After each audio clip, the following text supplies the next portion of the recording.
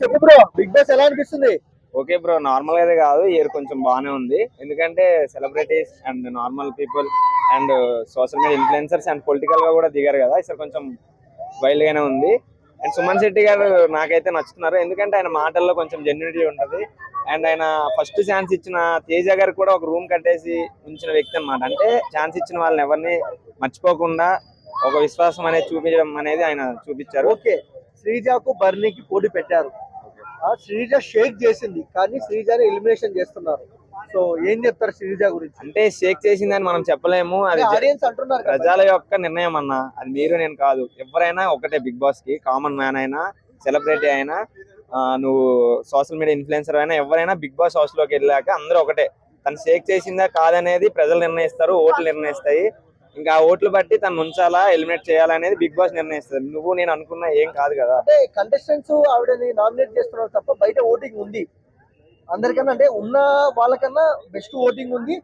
మనము ఆవిడ ఎంటర్ అయ్యేటప్పుడు కూడా చాలా మీమ్స్ కానివ్వచ్చు, సోషల్ మీడియాలో ఒక మోస్ట్ ఆఫ్ తనుజ కన్నా ఎక్కువ పన్నాయి, అది ట్రూ. ఓకే అన్న, నేను అనేది ఏంటంటే ప్రతి వీక్ ప్రతి ఒక్కరు డామినేట్ చేయరు, ఒక్కొక్క వీక్ ఒక్కొక్కరు డామినేట్ చేస్తారు. బహుశా మీరు ఆ వీక్ లో చూసుంటారు, కొంచెం చెప్తాడు. ఆయన్నే చెప్పాడు the best Adireddy, the best ఈవిడని తీసేయకూడదు అన్నాడు ఆయన్నే. ఒక బెస్ట్ రివ్యూవర్ ఆయన, మళ్ళీ ఆయన మాట ఎలా కాదంటాం మనం? అంటే రివ్యూర్ అంటే అన్న ప్రజలన్న రివ్యూ. నేను కూడా చెప్తున్నా కదా, నాది కూడా జడ్జిమెంట్ ఏం లేదు. జనాలు అందరూ ఏమనుకుంటే అది జరుగుతుంది అంతే. ఈ వీక్ ఒకప్పుడు మంచిగా అనిపిస్తుంది, నెక్స్ట్ వీక్ ఏం నచ్చదు.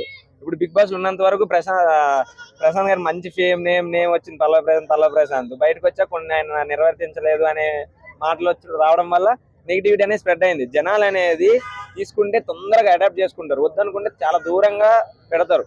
మనం అట్లనే కంటిన్యూ చేయాలి. ఆ వైబ్ అనేది మనం అనుకోవడం కరెక్ట్ కాదు. ఏమో శ్రీజ గారికి ఫ్యాన్ బేస్ తగ్గిందేమో నేను అనుకుంటున్నా. బహుశా అందుకే కొంచెం ఎలిమినేట్ అయ్యే అవకాశాలు కూడా ఉండొచ్చు అని నేను అనుకుంటున్నాను. నీతూ చౌదరి, పవన్ కళ్యాణ్, డిమోన్ పవన్, వీళ్ళిద్దరు ట్రాక్ గురించి ఏం చెప్తారు? ఎందుకంటే గత 4 days గా ఇద్దరు అంటే కొద్దిగా లవ్లీగా ఉన్న వాళ్ళు గొడవ పడుతున్నారు. అన్న అంటే ఇది ప్రజాస్వామ్యం అన్న. కలిసి ఉన్నప్పుడు వాళ్ళ ఇష్టమే, విడిపోయినప్పుడు వాళ్ళ ఇష్టమే. ఇప్పుడు మీకో నాకో కాల్ చేసి మేము ఉండొచ్చా, మేము మాట్లాడొచ్చా అని అయితే అడగరు కదా.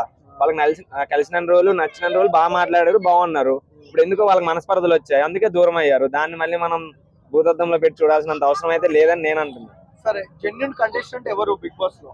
జెన్యూన్ కంటెస్టెంట్ అంటే సుమన్ శెట్టి నేను అనుకుంటున్నా, మరి మీరేమనుకుంటున్నారు మీకే తెలియాలి. చెప్పు, ఏం చెప్తావు? సుమన్ శెట్టి గారు టాప్ 5 లో ఉంటారా? అంటే ఆయన ఓపెన్ గా మాట్లాడతారన్న. ఆయన ఇంటర్వ్యూస్ గురించి చూశాను నేను. ఒక యాక్టర్ ఫుల్ ఫేమ్ వచ్చి తర్వాత ఫేడ్ అవుట్ అయ్యి కొన్ని రోజులు తగ్గడం వల్ల ఎలా ఉంటది అనేది ఆయనలో చూసి నేర్చుకోవచ్చు మనం. ఆయన మాట్లాడేవి కూడా చాలా నీట్ గా స్పష్టంగా కొన్ని మాటలు కూడా మాట్లాడారు. ఎవరిని మోసం చేయకుండా ఇదే లైఫ్ ని ఇలా లీడ్ చేసుకుంటూ వెళ్తే చాలు, నాకు ఫస్ట్ ఛాన్స్ ఇచ్చిన డైరెక్టర్ గారి కోసం ఒక రూమ్ కట్టేసి ఉంచారని కూడా చెప్పారు. అదే మాటలు మళ్ళీ తేజ గారు కూడా రిపీట్ చేశారు.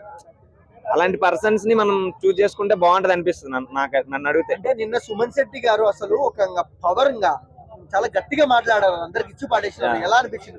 ఆయన ఓపెన్ ఫ్యాక్ట్ గా మాట్లాడుతున్నాడు కాబట్టి నచ్చాడని చెప్తున్నా. అంటే ఓపెన్ గా మాట్లాడాలన్న, స్వేచ్ఛగా మాట్లాడాలి. బిగ్ బాస్ అనేది ఉంటది, ఉండకపోతే తర్వాత సంగతి. మనిషి జెన్యూనిటీ అనేది లైఫ్ లాంగ్, అది చిరస్థాయి, ఎవడు మార్చలేడు. జెన్యూన్ గా ఉంటే నువ్వు లైఫ్ లాంగ్ అట్లనే ఉంటావు. నటించాల్సిన అవసరం అయితే లేదు. ఆయన బిగ్ బాస్ లో కొనసాగాలని నటించి మాట్లాడడం, వాళ్ళని బుద్ధగించడం, వీళ్ళని బుద్ధగించడం అనేది ఏమొద్దు. ఆయన జెన్యూన్ గా ఉండని, జెన్యూన్ గానే ఉంటే అలానే చలామణి అవుతారు. ఆయన సుమన్ శెట్టి టాప్ 5 లో ఉంటాడా?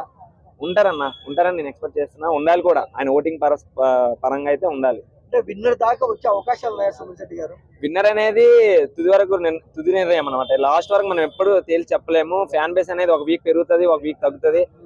ఆడే గేమ్ బట్టి, ఆయన మాట్లాడే మాటలు బట్టి, ఆయన బిహేవ్ బట్టి జనాలు ఆకర్షణ అవుతారు, మళ్ళీ వద్దనుకొని దూరం కూడా పెడతారు.